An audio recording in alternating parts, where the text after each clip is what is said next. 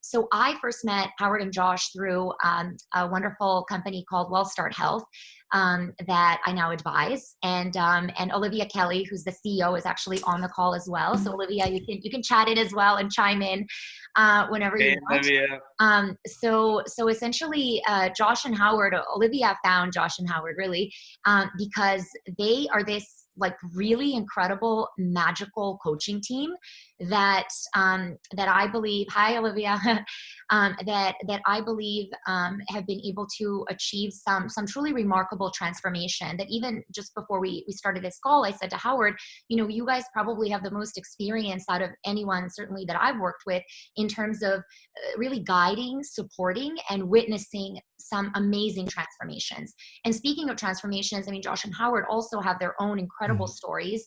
And if you read the bios, you'll know. But Josh, in particular, he was able to lose over 220 pounds several years ago, and we'll talk a little bit about that and your personal experience with how you transformed your mindset. You were really able to create some incredible sustainable change, because so many people kind of go up and down, and whether it's those last 5 to 10 pounds or it's 100 pounds or more, there's so many people that kind of go up and down, and it feels like deprivation, and it feels like it's a restrictive diet and lifestyle, and it really shouldn't feel that way. So we definitely want to dive into that a little bit. And then Howard has his own incredible background as a PhD who was in the business world and marketing, and then had his own transformation. And I love, Howard, I hope you don't mind that I'm quoting this. I don't know if it's still on your website, but in your bio on your website at one point, it said, I went from, hubby, or from chubby hubby to, ultra marathon runner. And I just thought, like, that's such a like interesting, contrast and transformation. And so you guys can both speak from your personal experience, from your professional experience coaching a number of people. And, I'd love to hear, you share a little more about your process, how you came to develop that process, how it changed your own lives, and some of the transformations that you've seen. And I'd love to dive into the psychology of this as well, because we all know that there are a lot of people doing health coaching out there with the best of intentions, but unfortunately not a whole lot of health coaching truly addresses the mindset piece, the psychology piece, the transformation piece, identifying yourself with someone who is an active person and a healthy person. And so a lot of the messaging might be a little bit shallow really, and not applicable. It's like, yeah, I know I should eat mostly plants and I know I should do this, but how do I actually do it? And so I'd love to hear more from you. So anyways, that's my big intro. So maybe why don't we just kind of start diving in, and Josh, maybe tell us, and you can sort of tie in a little bit about your personal story into your, how you coach patients, and what you sort of recommend to be the first steps when somebody's really truly ready and says, I'm done, I want to make a change. What do you recommend that be the first steps of that transformation? What they need to do? Yeah, just coming to the realization is that, I was talking yesterday on an interview that I did, and they were trying to tease out, like, what was different this time. And, the thing is, it's not that anything, it's really that I started again. I was ready to go back to work and do it again, do the thing, like that action step. And and so that feels like a foreign idea that people are like, oh yeah, no, I just wish I had that guy inside of me. Well, the thing that we don't realize, that I realize now that I didn't know back then, that Howie's helped me sort of understand, is that I had that strong creative person there that I lean on now all along. Mm-hmm. That person was just creating a different norm, a different identity. So all I've done is taken that really strong, hard-headed at times person who's creative and wants to do his own thing, and recommissioned it for these different outcomes in my life, right? So it's really, for me, it was so much about, it's just, and it's never stopped being about hard work. We can get into the details of what it has meant for me nutritionally in losing 220 pounds. Like, a plant-based diet is a no-brainer for many, many reasons. We could get into the details of that. We could get into the details of running and all of that. But for me, the constant, even when I was fat, was my willingness to work really hard. And I think so many people are where they are right now have that. They know that they are willing to grind. Um, and I think what people like you and myself and Howie, through helping people understand the lowest hanging fruit in front of them, what we can sort of accidentally do is kind of give them an on-ramp, give them those lowest hanging fruit, the biometrics numbers. Like, so, right? People think abs, lose weight, run a marathon, have abs, and then I'll be able to be happy and proud of myself. Mm-hmm. Whereas what I didn't have in the beginning that I understand now is so helpful is to be able to have those areas where you can discern progress almost immediately, and like what starts to happen in the beginning with cholesterol numbers and Blood blood sugar sugar levels, blood numbers, and pressure, everything. all of Yeah. that stuff starts to pop off long before you're comfortable, lifting your t-shirt and showing everybody your stomach, right?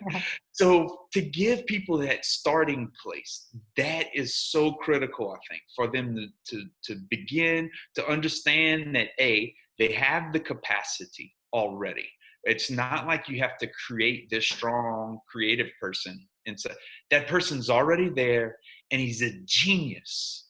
Mm-hmm. We're just asking him to come along and help us do this new thing. Mm-hmm. And once you do that, it's permanent, So realizing really that it's inside you, that I have it in me, trusting that, hey, this part just maybe hasn't really been nurtured or paid attention to, but we all have it in us to do that, is what I'm hearing. And then number two that I'm hearing is that it's not just the end goal. Yeah, it's great to have nice abs and all of that, but that's really just almost like a side effect, or almost like another, but it's really the process, what you're talking about, and being mindful of that process, right? Because I can imagine it's easy to get discouraged if you have like 5 good days, let's say, and then you have a day where, I don't know, maybe you binge or something, and it's just easy to be like, well, I can't do this. And maybe you can comment a little bit, both of you, on how to kind of deal with that, because I think that obviously comes up a lot for everyone. Again, whether we're trying to lose 5 pounds or we're on a larger scale journey. I think that, we have our good days, or like, oh, I was really good. I hear that a lot. And I'm sure say that, like, oh, I was so good the last couple of weeks, and then I don't know what happened. I had, and whatever it is, it could be chocolate covered almonds. It could be, which are fine in moderation, but not in excess. Or it could be a very meat heavy diet or processed diet. I mean, there are a lot of different ways to kind of be, if we're really going to label it that, good or bad. Sure. But then how do we backtrack and say, have that real balance? And I think this in particular goes for the times that we're in right now, where I think, staying at home and kind of living in this uncertainty can be a great excuse to say, well, I give up. I put my life and my health on hold. I'm not, so how do we say, okay, it's about the process. And sort of give ourselves maybe permission not to be perfect, because there really is no such thing as perfection, but also recognize that, like, oh, I really slipped there. Like, this really didn't serve me well. I need to go back to what I was doing before. Yeah. Can I jump in with a couple thoughts? Yeah. Oh, so one is, when Josh talks about hard work, I want people to understand what that looks like, because it's not like laying pipes and digging ditches. It's a different kind of hard work. And so very often I'll work with people, and initially they'll say, well, I'm just a chocoholic. I have a sweet tooth. There's nothing but I don't want to give up cheese. Like, I want my health, but I also want to be eating this thing that's taken away my health. And they feel like, well, because they have this preference, they're doomed. And so I'll often ask them, like, do you have a job? And, up to 3 weeks ago, most people would have said yes. Mm-hmm. And I say, do you ever feel like not going to work? And they're like, yeah. Like even people who love their work. I bet, Bojana, there are days you're like, oh, I wish I could just keep the covers over my head and not go in today. Yeah, Right? I think that we all have our good days and bad days, absolutely. And sometimes we're really Right. excited, and some So, days we're just like, yeah. yeah. So when you have a bad day, you might have some chocolate covered almonds, but you're not going to hooky from work. Mm-hmm, mm-hmm. Right? Right, There are exactly. certain things that bad days will not touch, Mm-hmm, that you have built a fence of integrity around. mm-hmm, Like, I am Dr. Bojana and I'm going to work, mm-hmm, just even though I'd rather like sit home in my pajamas and eat almonds and watch Netflix. Like, no. Right? So the fight is to say, what do I want to enclose within that fence of integrity that so far I have not? And mm-hmm, so then every time you say, okay, you know what? The chocolate covered almonds, here's my rule. mm-hmm. And, we talked earlier about the never binge again system that Glenn Yes, Livingston developed, that yes. we're both Let's talk about that. big Yes. fans of. So basically, he said, like, create a rule. Mm-hmm, And it does. And so when you talk about like perfection, I actually believe in perfection. And mm-hmm, I believe that we should strive for perfection, mm-hmm, and we should strive for perfection on our terms. So maybe perfection for you is, I'm only going to have a half an ounce of chocolate covered almonds a day.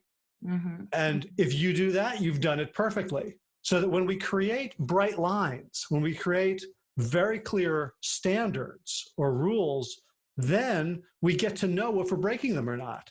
mm-hmm. So if Josh, I think for years, your plan was, well, I'll just, eat better. Yeah. Mm-hmm. I always thought I was going to be able to temporarily eat in a way that would make me lose the weight, and then I could go back to eating the Go way. back to the. Even now, even when I went vegan, I could not wait till going vegan was going to help me lose the weight so I could go back to doing my thing. Mm-hmm.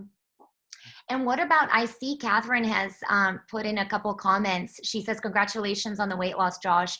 And then she said, I really beat myself up for failing, even if it's a tiny misstep.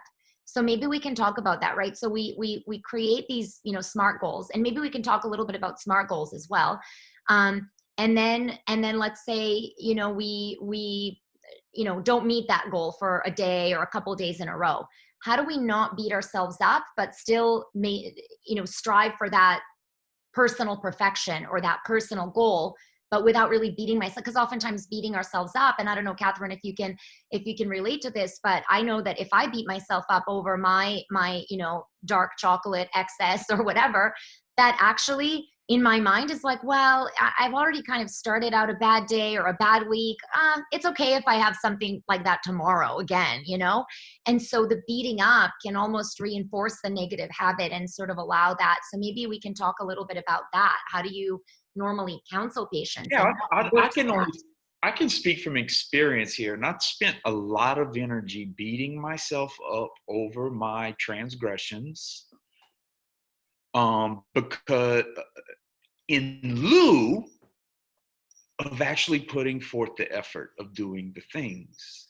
And the worse off I got, the worse the self-mutilating became verbally, right? And so, of course, we should hold ourselves accountable. Mm-hmm. We need to. It's very important. But we also need to not lie to ourselves in this process. It's a weird sort of a mind whirlwind to get into to do that if you're not careful. Like every little misstep, that was very specific in what she was saying. And it's that if it's important, and it's not little. It's something that we should address. But also, if I'm self-flogging, if I'm enduring my own self-flogging mentally, whether you mean this or not, mentally, you're sort of letting yourself. The self-deprecating is almost letting yourself off the hook a little bit. And so I think it's very important to spend time discerning between holding myself accountable and beating myself up to a degree that kind of allows me to keep doing things I don't want to do because I'm such a mess. It's very easy to get dramatic if we're not careful. We don't, let's try to break it down and be objective and uh, and be real about if it's that big of a deal or if it's not. And on top of all of that, let our results dictate the sufficiency of what it is that we're doing at any given time. How are you moving? What's happening right now for you in results land? What's that look like? Because if you're moving and you're churning and burning and you're getting where you want to go, then it's less of a big deal that you're seeming to struggle with the Mary's crackers, flax crackers, and peanut butter, or whatever the thing is. You know? Does that make any sense at all? Or? It sounds like, yeah, and I think it sounds like part of it too, from what you were saying, it also just reminds me of the general philosophy and practice of mindfulness, of being real, like really observing what's happening, but at the same time allowing for that distance from the observation so that you are not, again, beating yourself up, but at the same time you're realistic about like, okay, this really wasn't optimal, and addressing it also with curiosity, I assume, as well, as we would any other action or anything, again, in a mindful way of like, I wonder what led to this today and what could I've done differently. And maybe, again, just adopting a curious and somewhat maybe a little bit more, and correct me if I'm wrong in this sense, but again, reflecting it back to mindfulness, a more emotionally distanced approach where we're not so attached, again, to the identity, to the misstep, to the struggle. And actually, I see a message from, I see a message from James Richardson, who went through your guys' program, lost 15 pounds in 3 months and kept it off. Awesome job, James. That's wonderful. And he says he learned a few things that helped him change his mindset.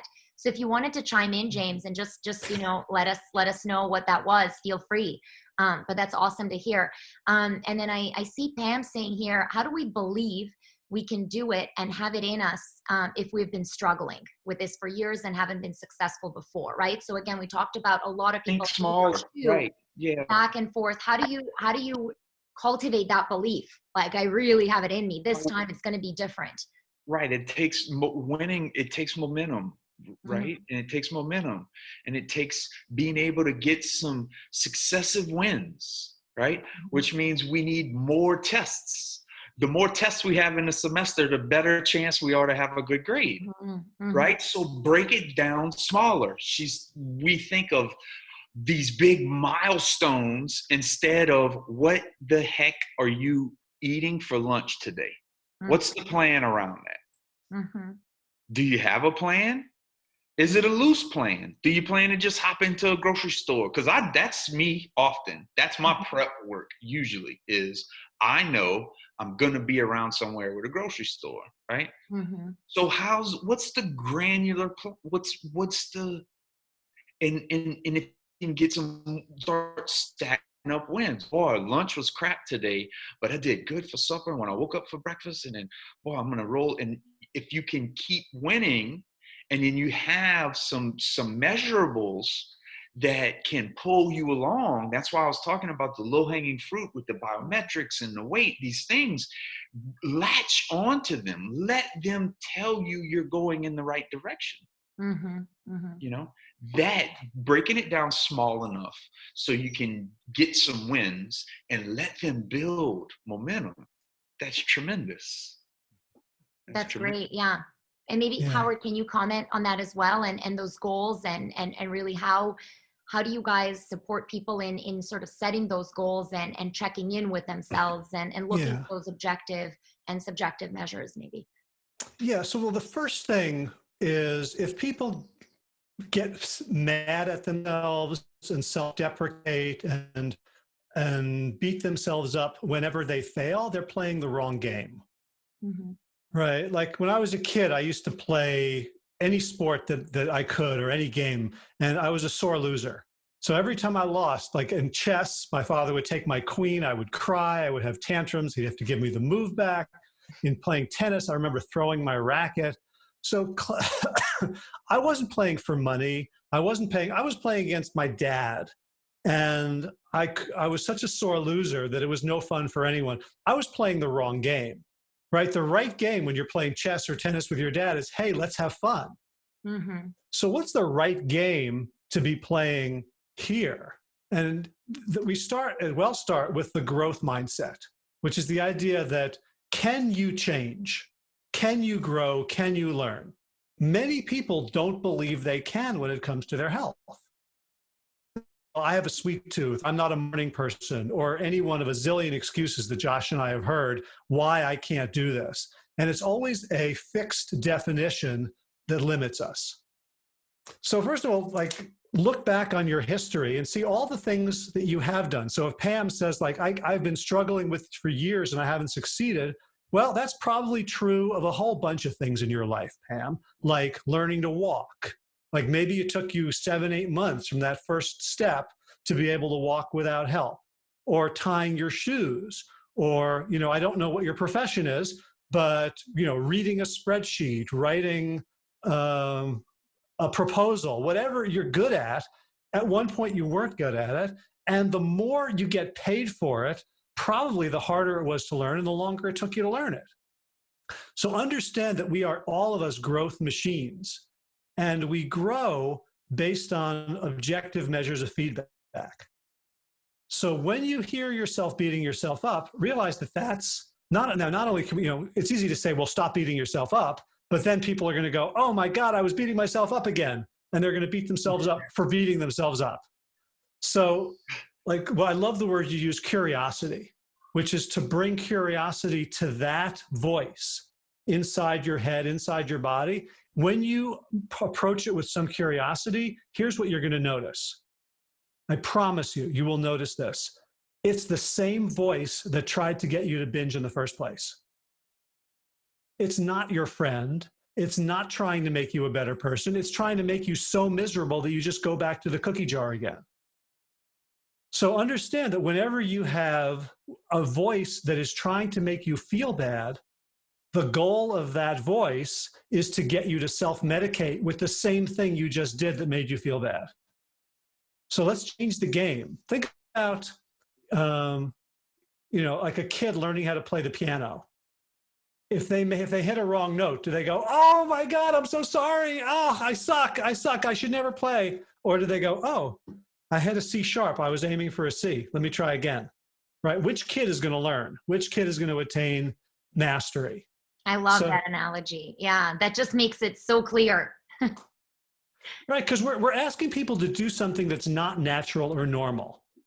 Right, so there is the thrifty gene hypothesis. Right, why is America obese? Why are 70% of us at BMI 29 or above? Because obesity is a normal response to this environment. So we're not asking people to just be themselves. We're asking people, as Josh said, to fight. Because we are in a gravitational vortex that's pulling us all towards obesity. And to be a normal human being, to do what other normal human beings do, to eat the way we're programmed, to respond to social cues the way we're programmed, means we are going to be fat and sick. And so the reality is, as unfair as it sounds, we're teaching people how to fight that force every day. That's why this it gets easier, but it doesn't become easy, right? But it's worth it because it grows, it not only keeps us healthy, it grows a resilience and an empathy that makes us very valuable in the world, especially at a time of COVID-19. Josh, I don't think I talked to you about this, but do you feel like your past struggles and traumas make you better during the pandemic now? Yeah, I would say so. I would say I'm leaning on more of my trailer park pantry techniques from back in the day, like where you sort of open. I remember, we'd open the pantry at the house sometimes, and you might have some, just some saltine crackers and, I don't know, some bag of can of beans or something, and you just kind of make and do. But yeah, I feel like because I've changed my life, that I'm definitely dealing with this situation a lot more. Something I put a pin in mentally, and I didn't bring it, and I wanted to go back to it, was just a real simple, practical thing right now, because I know how stress eaters are. I know what being a volume eater is. And I know what this time is like. And you're stuck in your house, and you have food like 4 or 5 steps away all the time. Little asterisk, I think it's a good idea for you to make sure you have some stuff in the house that's calorically dilute enough that it's not going to damage you if you sort of nervously eat too much of it, like say apples or bananas. That's it. That was a thought that came into my head. It was as we're talking about, my life, and is it different now? And I think it is. I think it is. And I don't know. This is a very interesting time. A lot of unknowns, a lot of confusion. I know what I'm doing at home. I don't feel like I have it together. Nope, I mean, so to stand from a position as if I think maybe I do, and here, try this thing, that's empty. Like, it's scary. It's a crazy time.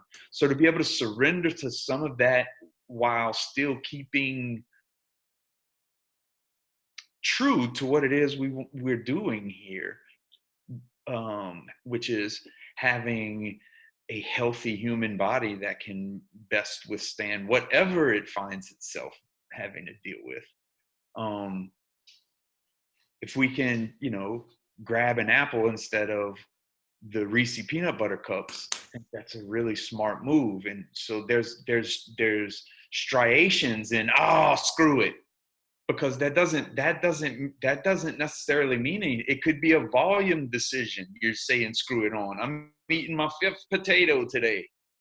I know I only need one, right? And so to be able to lean on things like that to keep you from feeling like you're slipping, or like your life is spiraling out of control. Focus on the things that are permanent, that you have made permanent changes in your life. I'm not buying Popeye's chicken right now. I haven't all of a sudden, because things have become sketchy and difficult and scary. I haven't all of a sudden started, getting Big Macs and Popeye's chicken and things of that nature. And I think maybe to tie into, Josh, what you're saying about how you're coping now, I'm curious.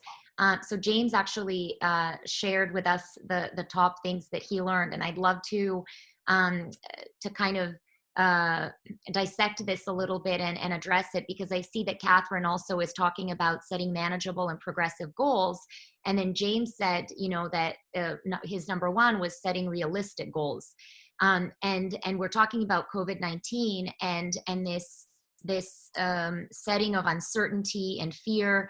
And so should our goals that we're setting now be different from the goals that you guys, let's say, would have set with your coaching group 3 months ago? And how does one go about starting to think about their personal goals? And do these goals, I imagine over time, they would evolve as they start to hit some milestones. So maybe we can talk a little bit about that. And then in these times, is anything different goal setting wise? Yeah. I'm not really interested in goals. I don't really work with people on, because people have no idea what they're capable of. Right. So if someone had said to Josh in 2011, when he's like, I need to, lose 50 pounds so I can tuck in my shirt. So, well, Josh, what's your goal? To be on the Rich Roll podcast a bunch of times and be on the cover of Runner's World and run a 100-mile race? He would have looked at you cross-eyed. Right. So it almost doesn't matter. The direction is what matters. Yeah. right? So if someone says, well, like, we don't want to set a goal that is so unrealistic that we don't achieve it. But the first question is like, what is your heart desire? Like, what do you want enough to sacrifice for? And so, that would be a realistic goal or a realistic direction. And then what I encourage people to do is set unrealistically small steps along the way, right? So there was that question, I guess it was Pam's question about how do I believe? So, well, the answer is you can't believe because you have all this evidence to the contrary. But can you add a baby carrot to lunch today? Can you walk to your mailbox in the morning and walk back? Like a thing you didn't do before, but so ridiculously small and easy that you're confident you could do it, even if you've never stuck to anything in your entire life. And as Josh said, like, that's what builds the momentum. Oh, so now the person who can walk to the mailbox every morning is a different person than the person who didn't. So now that other old person's goals are irrelevant. They don't exist anymore. So, to me, the important thing is like really be honest with yourself. Like I wrote down after a conversation that Josh and I had with a group of people on a well-started coaching call, like John, it just popped out of his mouth. Like the main thing we do is to try to get people to stop lying to themselves. Yeah. Right. Say more about that. Yeah, no, I mean, it's just the truth. I mean, that's the issue. It doesn't matter if you're lying to me as a coach or as a person who's trying to help you, because you get it all the time in social media comments and like, well, I eat 2,500 calories a day and I run, I have a really clean blah blah blah diet and I run 5 miles a day, but man, I just can't seem to lose this 100 extra pounds I have on me. So the problem isn't whether I believe you or not, because I don't believe you at all, because that just doesn't make any sense. But that's not the problem. You don't need to convince me. The problem is that you regurgitated that story, that you think that that's the reality, because it's not. So until you're willing to go, you know what? I'm not doing things right. Until you're willing to go, damn, that was the wrong thing to do right there. Why do I love how he gets people to to break those moments down, right? With the FAST assessment, it gives you a way to assimilate and digest each one of those moments. But that is just so important. Mm-hmm. So again, going back to the evolving process and really thinking about what it is that you want rather than numbers in terms of my goal is to get to such and such weight, or my goal is but really just focusing on the day-to-day process and trajectory. Is that what you're saying? Yes, ma'am. And here's the thing though, those numbers are going to change. Like for me, looking at the scale stopped being fun when you're not losing weight anymore. Like it's not like you know what I mean? It's not like a thing. Who cares? So if that was the only thing motivating me, then wow, now what? Mm-hmm. Right? Sure. So it has to be a different thing. Like I want to be a thing. Like now, I'm not scared of being fat, which I am. Probably 10% of my mindset is scared of that for whatever reason. But I want to be a thing. I'm not trying to not be something. And to be something, you be it. You be it every day. I don't have to convince myself of it, right? And so that, I don't know, that's woo-woo, but it is what it is. That's how I feel about it. Did you have, Josh, in your own process, was there a critical point where you felt, okay, now I fully identify with this new new way that I've Right. created for myself, or Uh-huh. I am no longer the old Josh that was Uh-huh. going up and down. But Well, was there a point? Maybe you can I share. think going plant-based was a very, very delineating moment in my life, because that would have been a huge no-no for the old me. Because, I had lost some weight up until I went plant-based. And I Mm-hmm. was doing it the same way I had always done it, with low carb, right? Tons of Mm-hmm. meat and doing my thing. But I had also started running. So those two things weren't working for me. Mm-hmm. Um, and You and sorry, you started running when you went low carb, I started running very like early on right in my away. weight loss Yeah. journey. Mm-hmm. But when I started liking the running, I was Mm-hmm. like, man, I feel lethargic. I was having digestive problems. I'll spare you. I was doing lots of Metamucil and Dulcolax and that type of thing. And I was just not having enough fiber. And, um, but I was losing weight Mm-hmm. and I was running. But then when running became a thing, and I was like, I want to be better I want to do it at the classic. Um, Around that same time is when I get clued into Born to Run and learn about Scott Jurek and all of that. And so when me deciding to go plant based, it was like stepping off of a cliff for me, Mm-hmm. because all the weight loss was great, but I had done 100 pounds a couple of times in my life. So Mm-hmm. people were used to seeing me lose 100 pounds. I've done that before. This was something different. Like, this was me, by going plant-based, this was me taking a huge step, going, wow, I'm willing to step away from all the stuff that Bam Bam taught me, Mm-hmm. all of the recipes, all of the boiling pots that we got under the porch. And Bam Bam is your My grandfather, right? grandfather, Yes. right? Mhm. I'm willing to step away from all of that because I see the connection that food has to the chronic diseases that have taken my family from me one by one by one over the generations. Like, so that's where it became forever for me. That's Mhm. what I think. Another big, because besides the fact that a whole food plant-based diet really helped me be fixed permanently, I would say, maybe arrogantly so, but it also mentally was a dividing. It was like a starting point, because that was like, because up until that point I could maybe always go back, but when I said, oh no, we're gonna give up ribeyes and bacon and Rouse's green onion sausage and boudin from Bourgeois and beef jerky, that was big. Mhm. Mhm. That was big. And so that decision itself kind of permanentized things and made me be something different. And can I ask you, in your case, and also in the case of people that you guys coach, do those types of decisions that are um, so tightly connected to a family tradition, Mhm, family gatherings, mhm, community, right, which is so important mhm.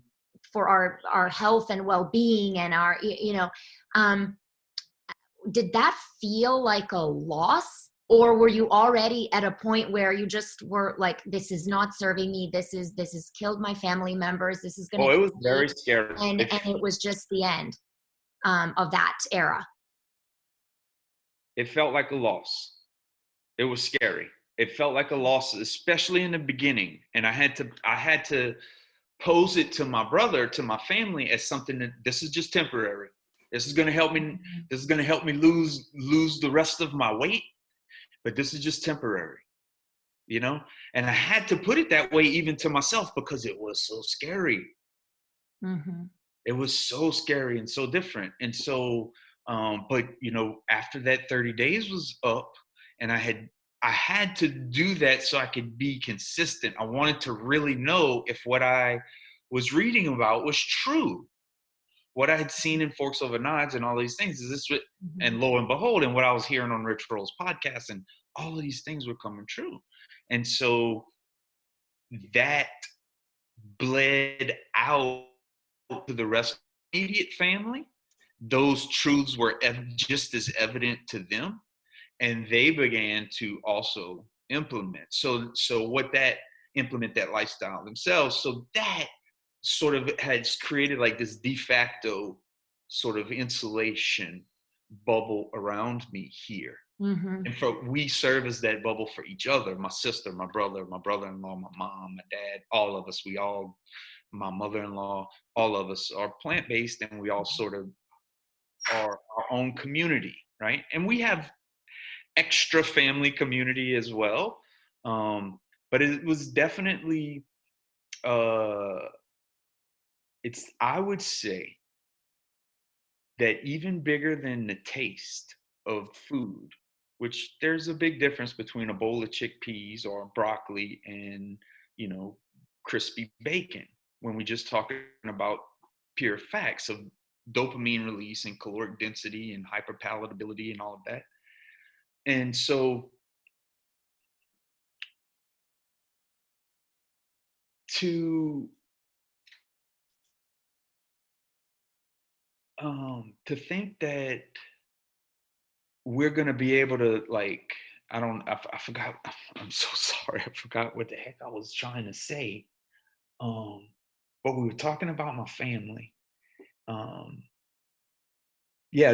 Anyway, giving up all of those foods are very difficult, but I would say even bigger than that, even heavier than that of an obstacle is exactly that dynamic of going to your family and saying, hey guys, no more meatballs for me, sorry. Right?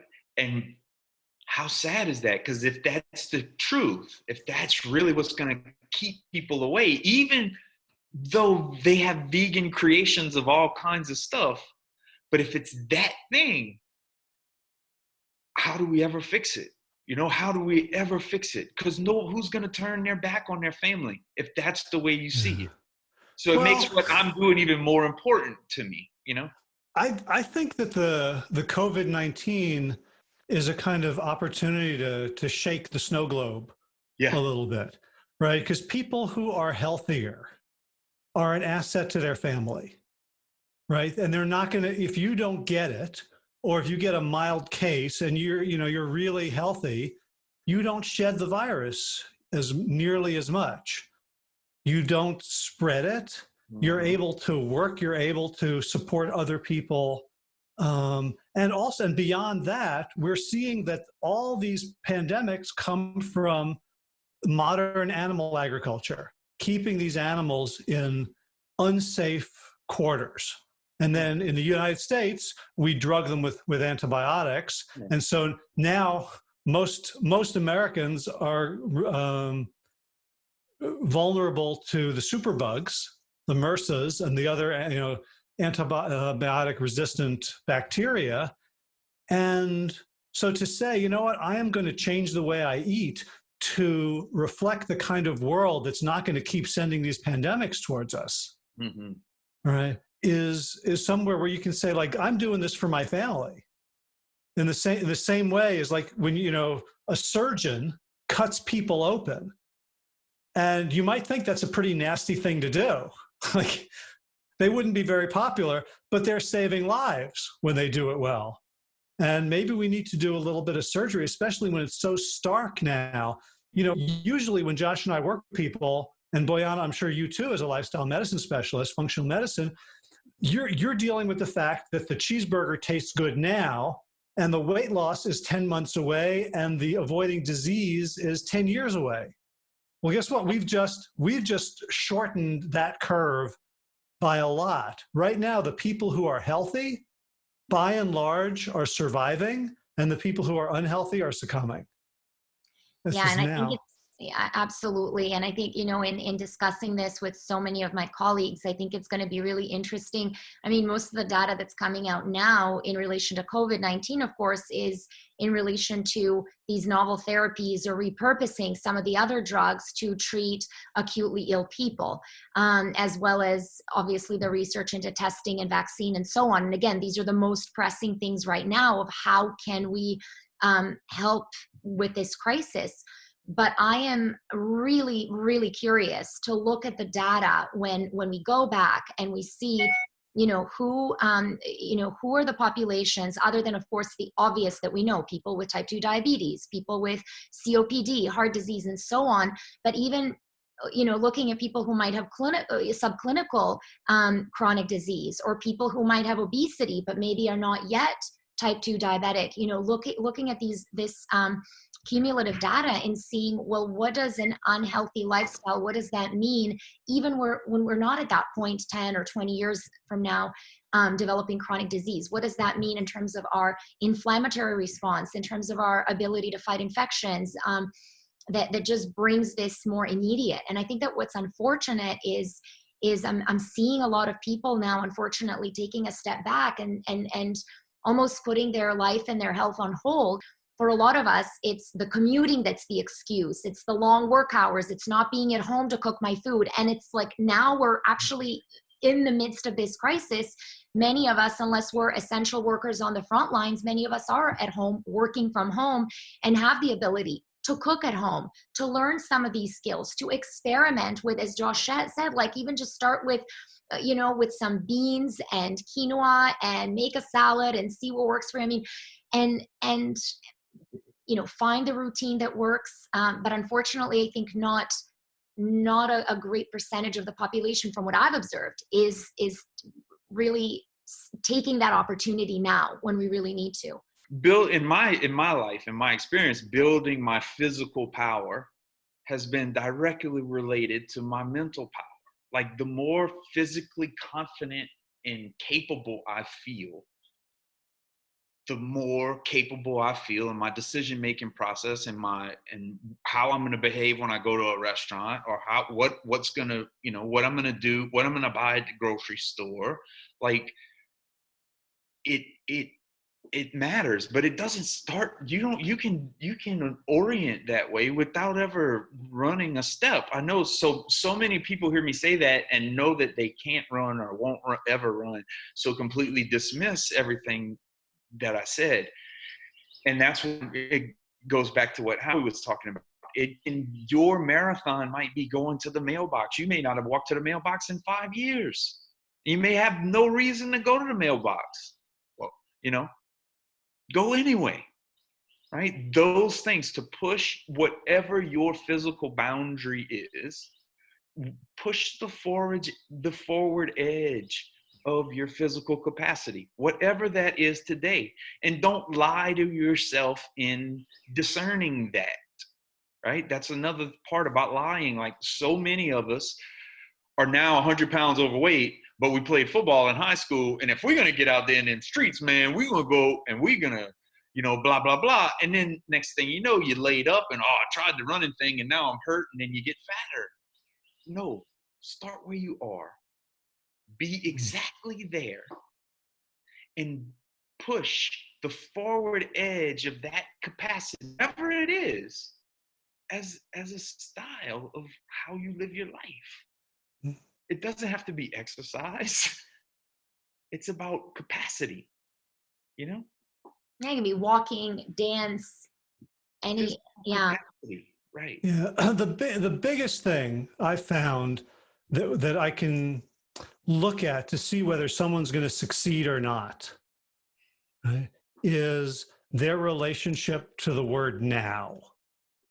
Right? Because so many of us, and especially now in this period of prolonged stasis, right? We're just like, okay, well, I'm like, life's on hold. I'll just watch Netflix and eat my whatevers. And the people who say, well, the only time I have to do a push-up, to make a healthy lunch, is right now. I can't be healthy tomorrow. I can't be healthy yesterday. I can't have any impact on those scenarios. All I have is this moment.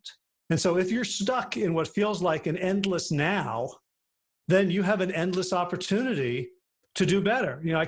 My kids rewatched Groundhog Day the other day. And a lot of people, when the pandemic first, got us indoors, there were a lot of Groundhog Day jokes. Like, oh, it's the same every single day. But you know what? I watched the movie again, and the second third of the movie is him taking advantage of Groundhog Day by learning how to play the piano, by learning how to ballroom dance, by carving ice sculptures, by learning French poetry. Like after, once he came to accept it, he grew.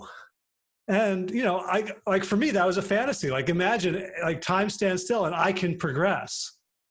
And I saw a meme the other day. It says everyone's going to come out of it either a professional chef or with a drinking problem.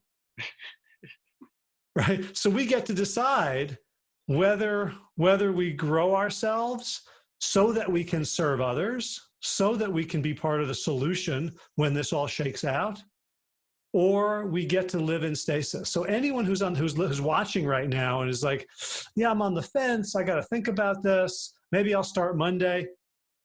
Do something right now. Doesn't matter how small. But if you do something now, the only time you can do something, you have set a different future in motion.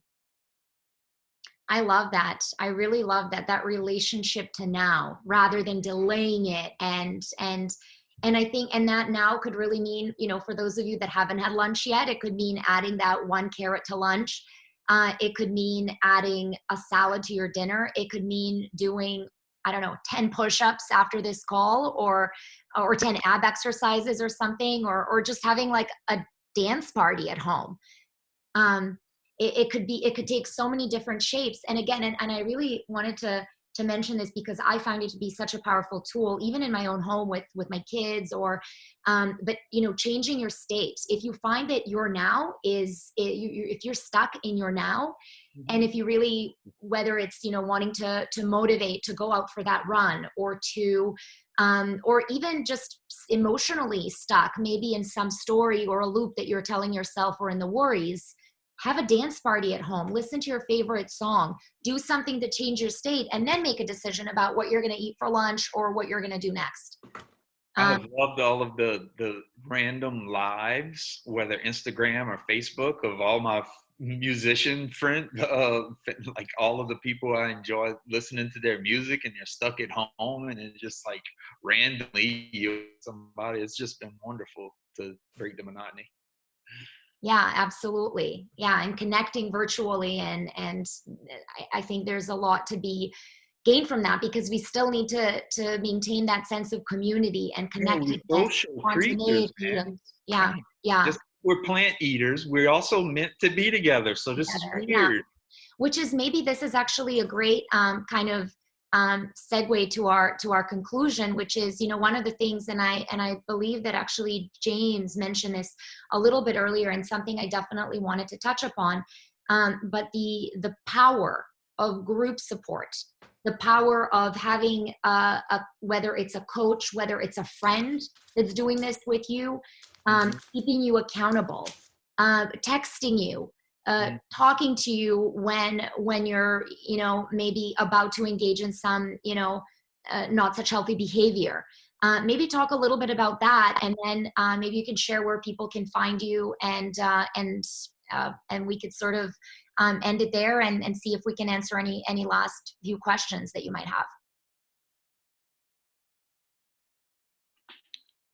Who wants to start? So group support, coaching, and sort of. Yeah, no, well, the thing is that one-to-one.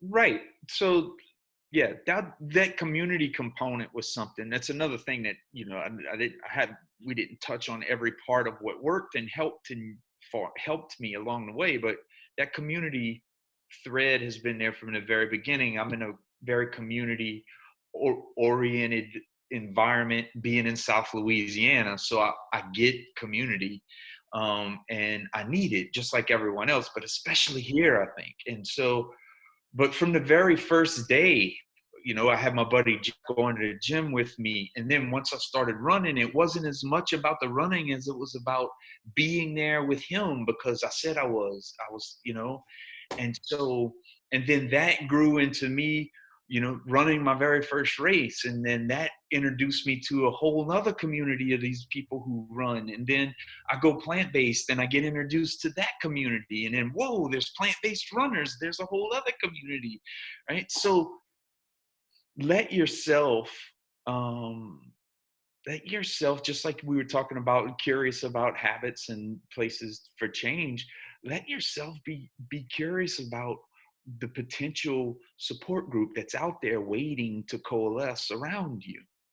I have accidentally found mine. I wasn't looking for Howard Jacobson specifically, but he's there, right? I wasn't looking for my buddy Wally specifically, but I got him. He fit like a Tetris piece in my life, right?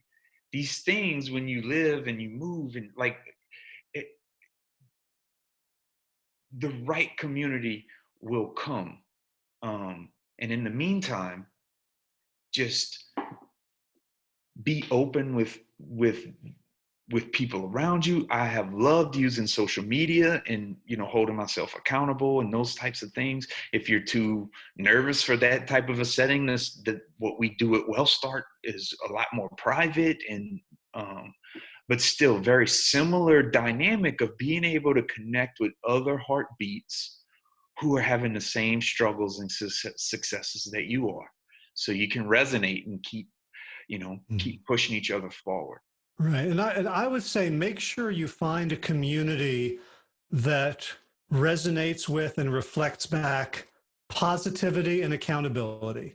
Because a lot of these communities turn into sort of pity fests where people are just commiserating, complaining, letting each other off the hook. So, if you join a community like WellStart Health, where we're going to moderate it, and make sure we get it back on track, or like a Facebook group, spend some time hanging out and determining the tenor, right? Because you want a community that is going to support you by being honest with you. You don't want them to support the worst parts of you. You don't want them to support the part that wants to beat yourself up, or the part that wants to eat crap for 2 weeks. Or be soft, or be too or to just be too dang. It takes a little bit of oomph, I completely agree. And I think that, again, in that balance of coaching, it's the support, it's the guidance, but it's really reflecting what is. And again, the accountability piece. And that is the reality. That's the sort of not anything that's sort of, again, reinforcing, like beating yourself up, but just pointing out things that are there that sometimes, again, we don't tell ourselves, or that we sort of that's why I want, because people say, oh, well, you said not to beat myself up. No, I said that, but I didn't say don't hold yourself accountable, right? So that's what Howie loves. He's like, some of the ways we talk to ourselves in our head, could you imagine talking to a person on the street that way? Right, so use that same rubric inside your own head, Exactly. Oh, and your book, Sick to Fit, where can people find it? On Amazon? Yeah, it's free on Amazon as a Kindle download. You can just search for Sick to Fit. It's also an Audible book. Josh and I read it. And did we tell you about our latest book? No, tell me. It's called Use the Weight to Lose the Weight. And it's Josh's uncensored straight talk about what it actually was like to go from 420 pounds to below 200. And it's not pretty, and it's not sugar coated. It's like the problems you have as you're succeeding, the challenges. It all came out of a kind of a talk that he gave impromptu at a retreat that we gave. And after the retreat, people went home and we had an extra day together, and like, dude, you gotta say that again into the microphone. So Josh talked for like 2.5 hours, and that's the audio book. And then we turned it into a print book, which you can also find on Amazon. So Use the Weight to Lose the Weight. I love that. That's fantastic. Well, thank you guys so much. This was really, I feel, very productive, and always great to talk to you. If anybody has any further questions, or is curious about WellStart Health or Howard and Josh, definitely. Why don't I type in your Instagram here, or how people can find you on social media as well? Yeah, my name, all one word, on Instagram. I'm very unprofessional. So. Yeah, well, I'm Ask Howie at Instagram, but Josh knows I have messages like from 5 years ago that I don't know how to see. So probably just go to plantyourself.com, which is my now daily podcast. Yes. And people can, if just HJ for my name, Howard Jacobson, HJ at plantyourself.com, they can just email me directly. .com. Fantastic. Well, thank you guys so much again. Thank you everyone for participating. Should we link to WellStart too? Yes, I did. I put in WellStart a little bit ago, but I can put it in again. WellStart Health. Okay. I put that up here, but I can put that in again, which is again the amazing online health coaching group coaching platform to help people prevent and reverse chronic disease that I advise, that Howard and Josh are co-founders of, along with Olivia Kelly, who's the CEO, who was part of the our webinar today. But thank you guys so much for all the amazing questions and feedback, and for being so engaged. We're here for you. Feel free to reach out to any one of us if you have any questions, and we are going to be posting this recorded video again if you wanted to go back and reference anything. I'll be sending out an email about that probably in the next day or a couple days. Thank you everyone so much.